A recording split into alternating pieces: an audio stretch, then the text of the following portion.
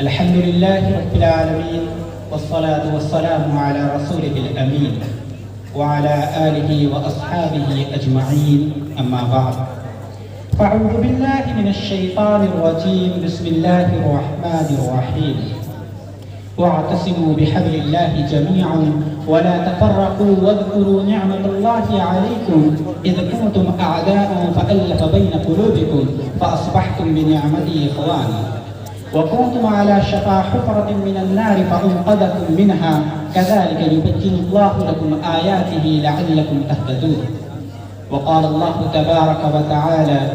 وأطيعوا الله ورسوله ولا تنازعوا فتفشلوا وتذهب ريحكم واصبروا إن الله مع الصابرين صدق الله العظيم. میرے محترم بزرگوں اور دوستوں، اللہ تبارک و تعالیٰ کا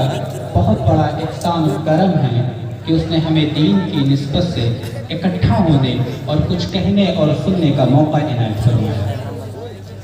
وہ مجالس جن میں اللہ رب العزت کا ذکر ہو، وہ محفلیں جن میں اللہ رب العزت کے دین کا تذکرہ ہو،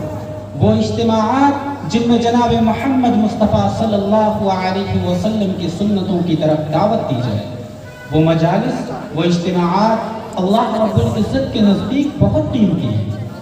آج اگر ہمیں اس کا احساس نہیں ہوتا تو کل قیامت میں اس کا احساس ضرور ہوگا کہ یہ مجالس، یہ اجتماعات کتنی قیمتی تھے، جبکہ جناب محمد مصطفیٰ صلی اللہ علیہ وسلم نے ان اجتماعات کو دنیا ہی میں جنت قرار دیا اور ان میں تھوڑی دیر شرکت کرنے کو جنت کے پھل اور میوے قرار دیے. اپنے صحابہ کرام رضی اللہ عنہم اجمعین سے فرمایا، تم جب جنت کے باغات سے گزرو تو کچھ کھا پی لیا کرو.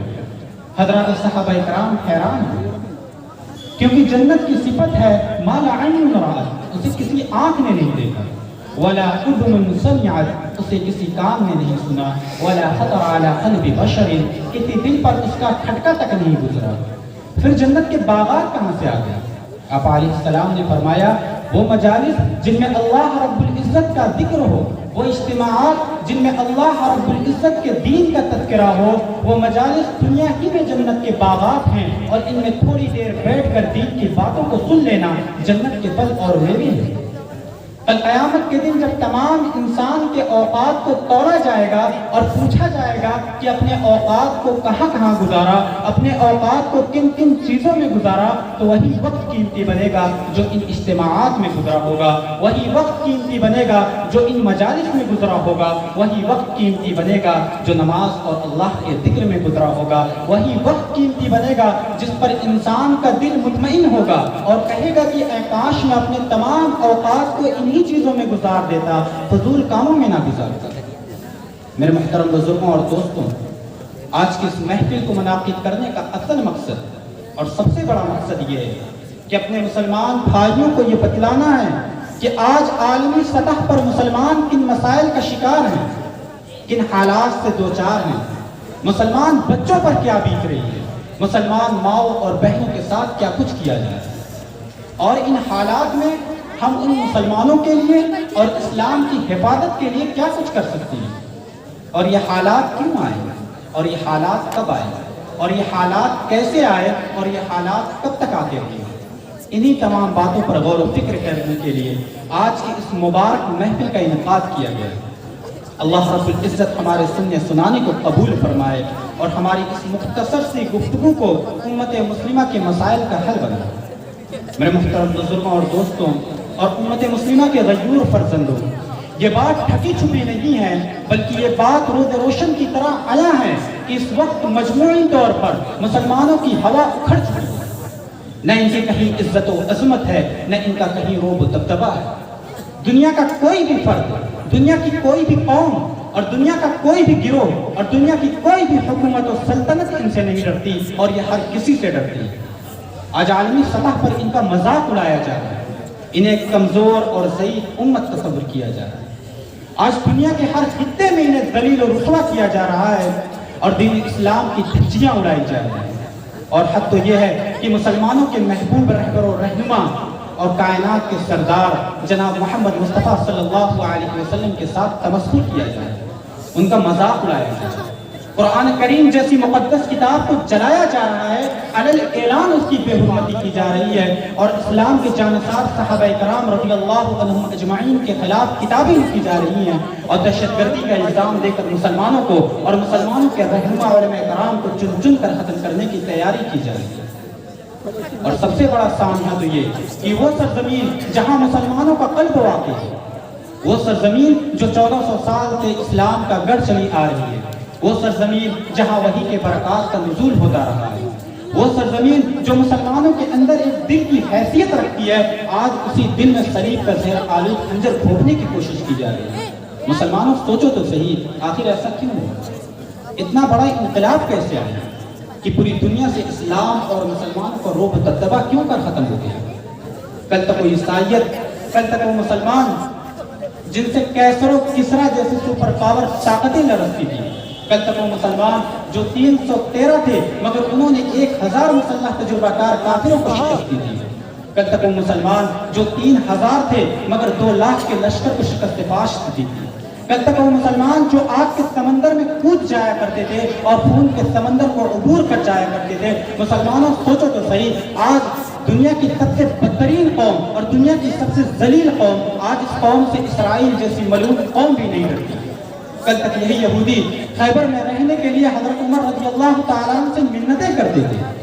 جب حضرت عمر رضی اللہ تعالیٰ عنہ نے انہیں خیبر سے نکالنے کا فیصلہ کیا تو ایک بوڑھے یہودی نے آ کر کہا، اے عمر، آپ کے سامنے اللہ کے نبی نے کہا تھا کہ یہودیوں کو خیبر میں رہنے دو، یہ مسلمانوں کو ٹیکس دیں گے، اپنی زمین کی پیداوار کا کچھ حصہ دیں گے، آپ ہمیں خیبر سے کیوں نکال رہے ہیں؟ حضرت عمر رضی اللہ تعالیٰ عنہ نے فرمایا، اے اللہ کے دشمن، مجھے اپنے نبی کا ایک فرمان یاد ہے، مجھے یہ بھی یاد ہے کہ جب نبی کریم صلی اللہ علیہ وسلم نے تمہاری طرف اشارہ کر کے کہا تھا کہ مسلمان تمہیں خیبر سے نکالیں گے اور تیری اونٹنی تیرے پیچھے دوڑتی ہوئی جا رہی ہوگی، تیرے امامے تیرے سر پر اچھل رہے ہوں گے، میں تمہیں خیبر سے نکالوں گا اور خیبر کو پاک کروں گا۔ مسلمانوں کل تک یہی یہودی خیبر میں رہنے کے لیے مسلمانوں کو ٹیکس دے کر رہا کرتے تھے، کل تک یہی یہودی خیبر میں رہنے کے لیے مسلمانوں سے منتیں کرتے تھے۔ مسلمانوں کیسے آج ان یہودیوں کی اتنی ہمت کیسے بڑھ گئی کہ وہ فلسطین کے اندر مسلمانوں کے تقدس کو پامال کر دیا؟ کل تک وہ عیسائیت جنہیں مسلمانوں نے اتنا مارا تھا کہ انہیں کہیں جگہ نہیں ملتی تھی، جب ان کا کمانڈر کشتی کے ذریعے دریا پار کر رہا تھا تو اپنی زمین کی طرف اشارہ کر کے کہا کہ تیرے اندر قیامت تک نہیں آ سکوں گا۔ کل تک وہ عیسائیت جس نے ہماری تلواروں کے نیچے دم توڑا تھا، کل تک وہ عیسائیت جو ہماری غلام بن کر رہا کرتی تھی، کل تک وہ عیسائیت جو ہم سے بھیک مانگتی تھی، مسلمانوں کیا ہوا کہ آج عیسائی بھی ہم سے شیر ہو گئے، آج وہ یہودی بھی ہم سے شیر ہو گئے، آج وہ کافر بھی ہم سے شیر ہو گئے جو ہمارے زیر سایہ رہا کرتے تھے، ہمارے مغل بادشاہوں کے زیر سایہ رہا کرتے تھے، آج وہ بھی ہم سے شیر ہو گئے، آج ان کی شاخیں بھی ہم سے شیر ہو گئی۔ مسلمانوں سوچو تو صحیح، ہم مسلمان ہیں اور اسی کفر پر قائم ہے، آخر اتنا بڑا انقلاب کیسے آیا؟ مسلمانوں کیا تمہاری کمزوری کی وجہ افراد کی کمی ہے؟ کیا تمہاری کمزوری کی وجہ مال و دولت سیم و زر کی کمی ہے؟ کیا تمہاری کمزوری کی وجہ تربیت یافتہ فوجوں کی قلت ہے؟ کیا تمہاری کمزوری کی وجہ ساز و سامان کی کمی ہے؟ کیا تمہاری کمزوری کی وجہ سائنس اور جدید ٹیکنالوجی کا عدم حصول ہے؟ نہیں، بالکل نہیں۔ آج اگر افراد کے اعتبار سے دیکھا جائے تو اقوام عالم میں مسلمان قوم 2 ارب کے قریب ہے۔ وسائل کے اعتبار سے دیکھا جائے تو پیٹرول جیسے سیال سونے کے کنویں زیادہ تر مسلمانوں کے قبضے میں ہیں اور معدنیات کے ذخائر اور کانیں زیادہ تر اسلامی ممالک میں ہیں۔ مال و دولت کے لحاظ سے دیکھا جائے تو آج اقوام عالم میں مسلمان قوم کہیں زیادہ مالدار ہے، لیکن ان تمام باتوں کے باوجود مسلمان کمزور، مغلوب، مقہور کیوں ہو رہے ہیں؟ مسلمان ہر جگہ کیوں مار کھا رہے ہیں؟ مسلمانوں پر ظلم و ستم کے پہاڑ کیوں توڑے جا رہے ہیں؟ خدا تعالیٰ کی یہ سرزمین اپنی تمام تر فساد و کشادگی کے باوجود مسلمانوں کے لیے تنگ ہوتی کیوں جا رہی ہے؟ میرے محترم بزرگوں اور دوستوں، اگر غور کیا جائے اور ایک تحقیقی جائزہ لیا جائے تو پتہ چلتا ہے کہ آج عالمی سطح پر مسلمانوں کی کمزوری اور ذلت و رسوائی کی اصل وجہ جہاں اسلام کی پیروی سے انحراف ہے، وہیں اس کا ایک بڑا سبب آپسی اختلاف و انتشار، آپسی لڑائی جھگڑے، آپسی جنگ و جدل اور اتحاد اتفاق کا فقدان ہے۔ میرے غیور مسلمان بھائیوں، جب تک مسلمانوں میں اتحاد و اتفاق اور اخوت و محبت کا یہ رشتہ برقرار رہا،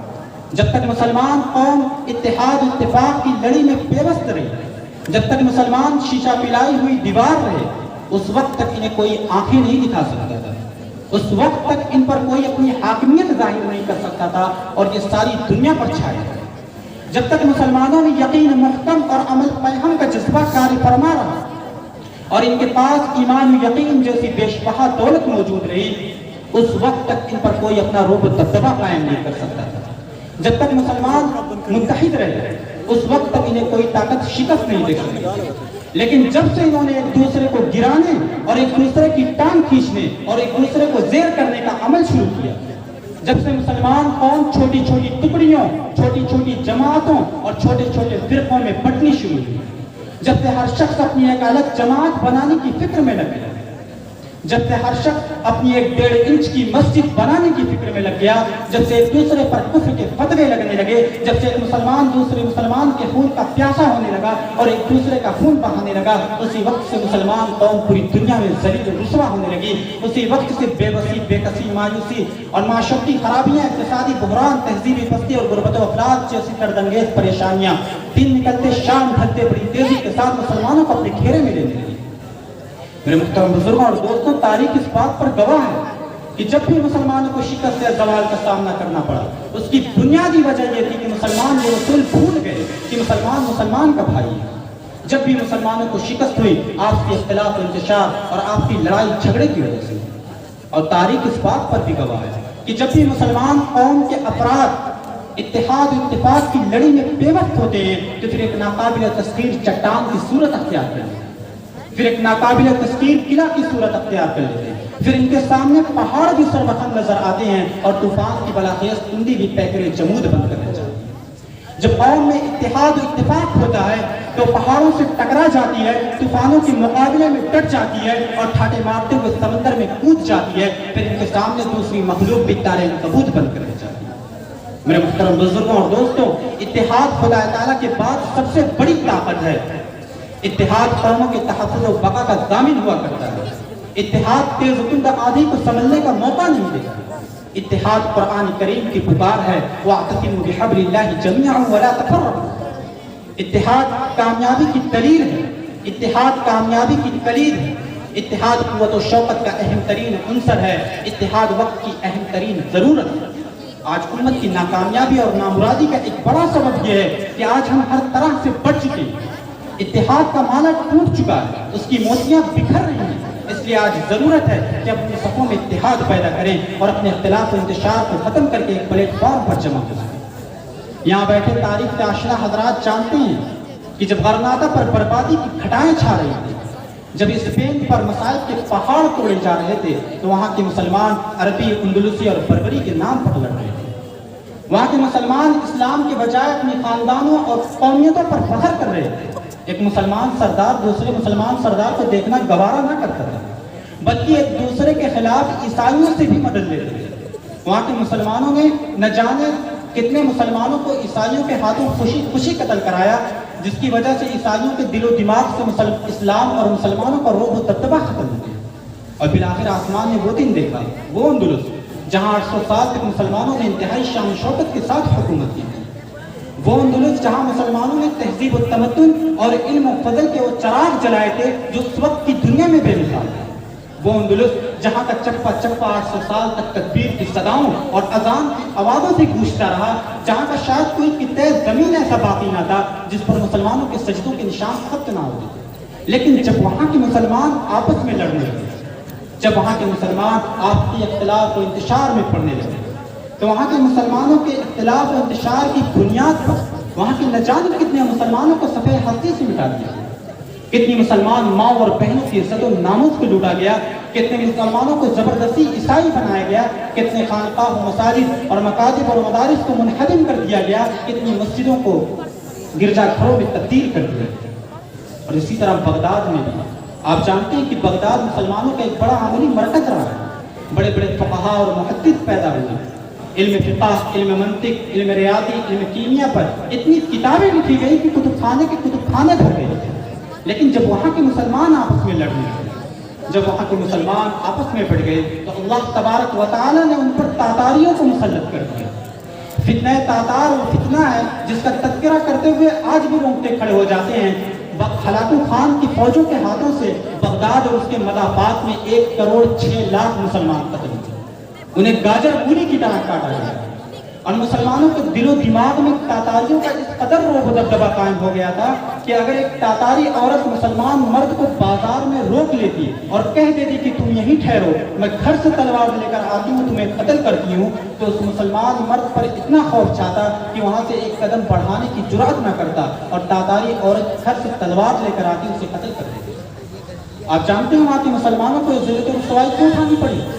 آپس میں ٹکرانے اور ایک دوسرے کے خلاف سازشیں کریں گے۔ اسی طرح بخارا، سمرقند، تاشقند، جہاں ہزاروں نہیں بلکہ لاکھوں لوگ مستفید ہوئے، جہاں علم کی شمع جلی تھی اور اپنے وقت کے بڑے بڑے اماموں اور اولیاء نے روشنی حاصل کی تھی، لیکن وہاں کے مسلمانوں کے آپس میں دست و گریباں ہونے کی بنا پر وہاں کے کتنے مسلمانوں کو پٹرول ڈال کر زندہ جلایا گیا، کتنے مسلمانوں کے جسموں پر کھولتا ہوا تیل ڈالا گیا، کتنے مسلمانوں کے ہاتھ پاؤں کو باندھ کر ان کے جسم کے حساس ترین حصوں میں لوہے کی گرم سلاخوں کو داخل کیا گیا، کتنے مسلمانوں کے ہاتھ پاؤں کو مضبوطی کے ساتھ باندھ کر ان کی آنکھ اور کان میں کیمیکل مواد ڈالا گیا اور ان کے جسم کے ایک ایک عضو کو لوہے کے گرم ٹکڑوں سے داغا گیا، کتنے مسلمانوں کو دیوار کے ساتھ لگا کر دیوار کی جانب سے ان کے کانوں میں کیلیں ٹھوک کر ایک لمبی مدت تک اسی حالت پر باقی رہا، اور مسلمان ماں اور بہنوں کے ساتھ وہ سلوک کیا گیا جس کو بیان کرتے ہوئے کلیجہ منہ ہوتا ہے، زبانیں گنگ ہو جاتی ہیں، جس کو لکھتے ہوئے قلم کانپتا ہے، جس کو پڑھتے ہوئے زبان لڑکھڑاتی ہے، جس کو سنتے ہوئے دل سے آواز آتی ہے، کیا موسیٰ بن نصیر اور صلاح الدین ایوبی جیسا کوئی کمانڈر دوبارہ پیدا نہیں ہوگا جو ان مظالم کا بدلہ لے سکتا۔ میرے محترم بزرگوں اور دوستوں اور امت مسلمہ کے وجود پر حقیقت میں آج وہی تاریخ اور وہی داستان ہندوستان میں بھی دہرانے کی تیاریاں ہوئی جو اندلس، بخارا، سمرقند اور تاشقند کے مسلمانوں کے ساتھ ہو رہا ہے۔ آج اس داستان کو دہرانے کے لیے ہزاروں نہیں بلکہ لاکھوں انسانی بھیڑیوں کو ٹریننگ دی جا رہی ہے۔ آج وہ بھیڑیے مسلمانوں کا گوشت کھانے اور ہڈیاں چبانے کے لیے تیار بیٹھے ہیں، صرف اشارے کے منتظر ہیں، لیکن افسوس کہ ہم اختلاف و انتشار اور گروہ بندی کے جال میں پھنس کر اس چوراہے پر کھڑے ہیں جس کا ہر رستہ ہلاکت و بربادی کی طرف جاتا ہے، جس کی ہر منزل پہلی منزل سے زیادہ طالب ہے۔ اے اللہ کے بندوں، اے خواب غفلت میں مدہوش مسلمان، خواب غفلت سے بیدار ہو جائے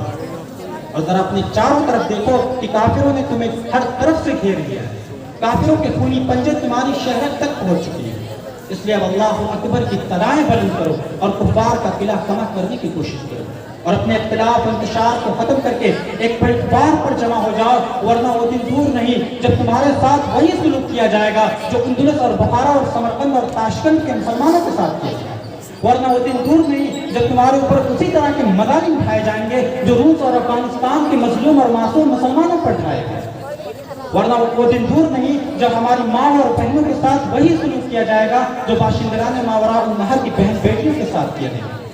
یہ تمہیں گھیر کر مارنا چاہتے ہیں، تمہاری نشانیوں کو مٹا دینا چاہتے ہیں، تمہاری شخصیتوں کو ختم کر دینا چاہتے ہیں اور اسلام کے اس چراغ کو فتنوں سے بجھا دینا چاہتے ہیں جس چراغ کو نبی اکرم صلی اللہ علیہ وسلم نے روشن کیا۔ اس لیے اب مسلمانوں متحد ہو کر کفار تک آواز پہنچا دو، نور خدا ہے کفر کی حرکت پہ اندازن، نور خدا ہے کفر کی حرکت پہ اندازن، فوقوں سے یہ چراغ بجھایا نہ جائے۔ مسلمانوں اٹھو، قل ان صلاتي ونسكي ومحياي ومماتي لله رب العالمین پر عمل پیرا ہو جائے اور واعتصموا بحبل الله جميعا ولا تفرقوا وابن مسؤول عین بن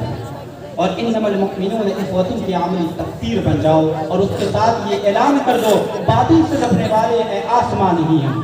باطل سے دبنے والے اے آسمان نہیں ہم، 100 بار کر چکا ہے تو انتہا ہمارا۔ وآخر دعوانا الحمدللہ۔